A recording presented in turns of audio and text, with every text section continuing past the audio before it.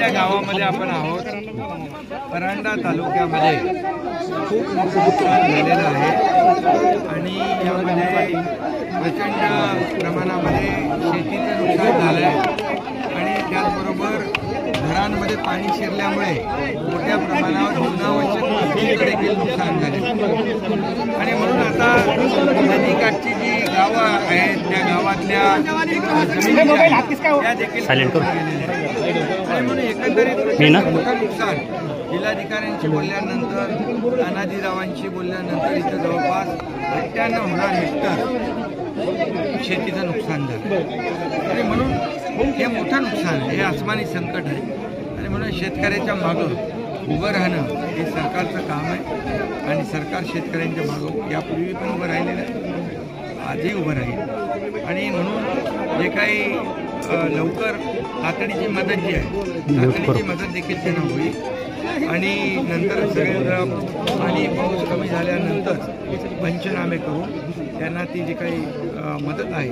शेतकऱ्यांना ती देखील दिली जाईल। एकीकडे मुख्यमंत्री आहेत, तुम्ही 2 उपमुख्यमंत्री स्वतः फिरताय, भीषण परिस्थिती आहे, पंचनाम्याच्या आधी मदत दिली जाईल की मग पंचनामे केल्यानंतर मग मदत? तातडीची जी मदत आहे ती आपण तात्काळ देऊ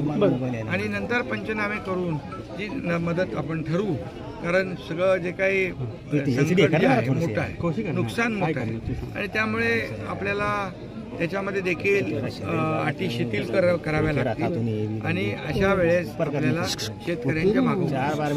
शिवसेनेनं आतापर्यंत अडचणीच्या काळामध्ये मदत केलेली आहे। आज सुद्धा जवळपास काही हजार घरांमध्ये तुम्ही किटचं वाटप करताय, मात्र एकीकडे दुसरीकडे तुमच्यावरती टीका केली जाते, लोकांचा संसार उघड्यावरती आहे, अशामध्ये तुम्ही मदतीचा हात देताय, जीवनावश्यक साहित्य असेल, संसार उपयोगी साहित्य असेल, सगळं रस्त्यावरती आलेलं आहे। अशा काळामध्ये राजकारण करणं किंवा टीका करणं, बघा अशा काळात राजकारण करणं हे दुर्दैवी आहे, मदत होणं महत्त्वाचं आहे आणि म्हणून त्यांना आता सिंगल कपड्यावर माणसं बाहेर आहेत, त्यांना कपडे, आमच्या भगिनीला कपडे, आमचा भाऊ असेल त्याला कपडे, त्याचबरोबर जीवनावश्यक वस्तू, धान्य, रेशन, भांडी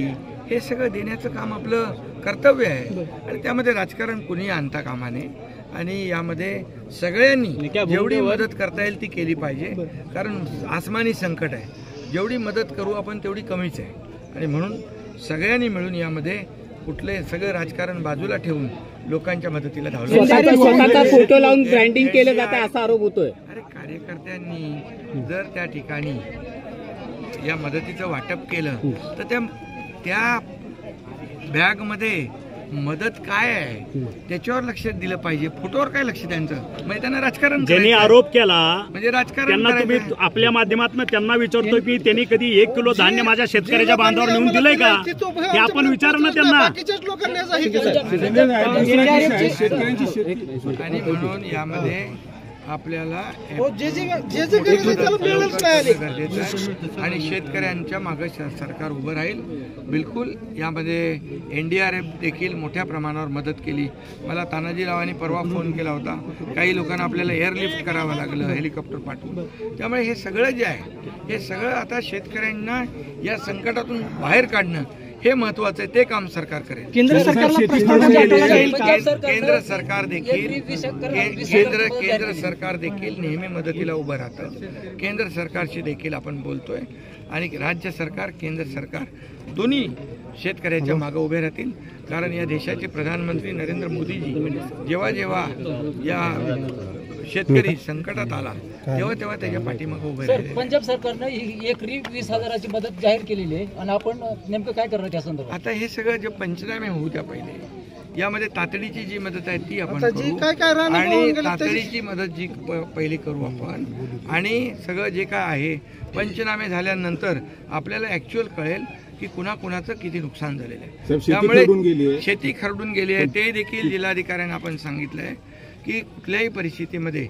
शेतकऱ्यांच्या मागे उभे राहण्यासाठी फक्त जे शेतीचं नुकसान झालंय ते झालंय, पण शेती देखील वाहून गेलेली आहे आणि म्हणून त्याला देखील आपल्याला मदत केली पाहिजे।